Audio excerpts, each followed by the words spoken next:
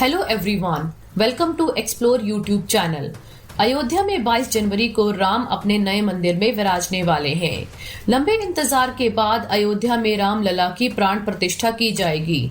अयोध्या के इतिहास के बारे में बात करें तो अवध नगरी अयोध्या मूल रूप से मंदिरों का शहर रहा है।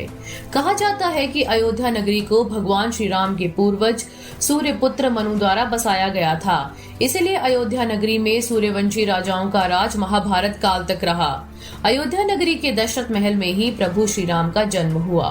धन धान्य और रत्न आभूषणों से भरी इस नगरी की अतुलनीय छटा और खूबसूरत इमारतों का वर्णन वाल्मीकि रामायण में मिलता है।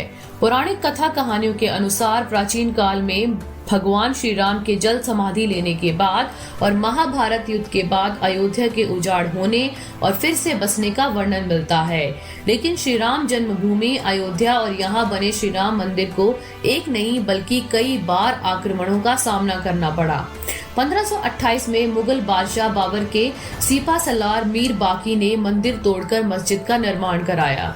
श्री राम जन्मभूमि पर जहां मस्जिद का निर्माण किया गया, वहां के आसपास के कई स्थानों पर पहली बार 1853 में दंगे हुए।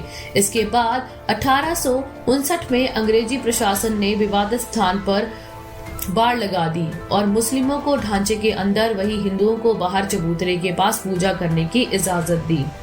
अयोध्या श्री राम जन्मभूमि का असली विवाद 23 सितंबर 1949 को तब हुआ जब मस्जिद में भगवान राम की मूर्तियां मिली।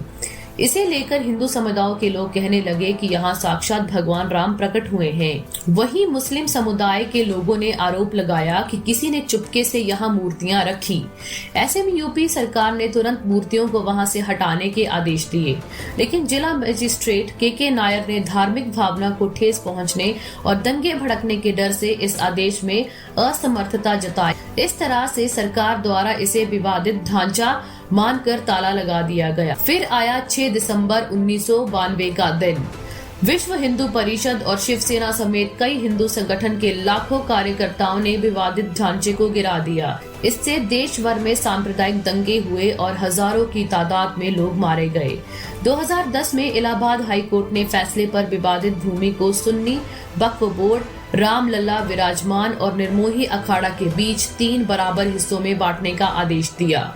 लेकिन 2011 में अयोध्या विवाद पर इलाहाबाद हाई कोर्ट के फैसले पर सुप्रीम कोर्ट ने रोक लगा दी। 8 मार्च 2019 को सुप्रीम कोर्ट ने मामले को मीडिएशन के लिए भेजा और 8 हफ्तों के भीतर कार्यवाही को खत्म करने के आदेश दिए, लेकिन इसका कोई समाधान नहीं निकला।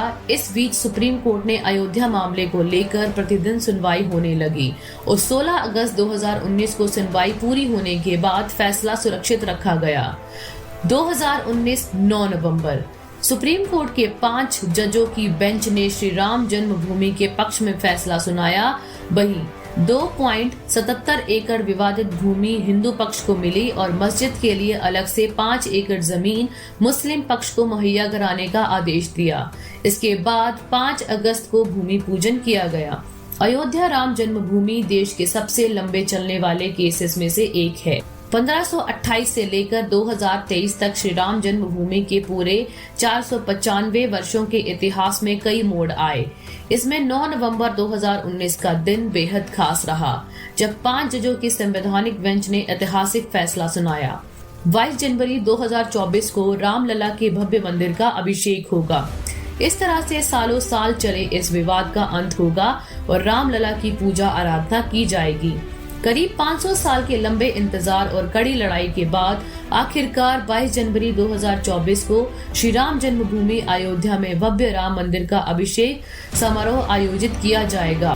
22 जनवरी को राम मंदिर के अभिषेक व प्राण प्रतिष्ठा के बाद 24 जनवरी 2024 को प्रधानमंत्री नरेंद्र मोदी द्वारा मंदिर का उद्घाटन किया जाएगा। वे सभी भक्तजन मंदिर में रामलला के दर्शन कर पाएंगे। For more such valuable information, subscribe to the channel.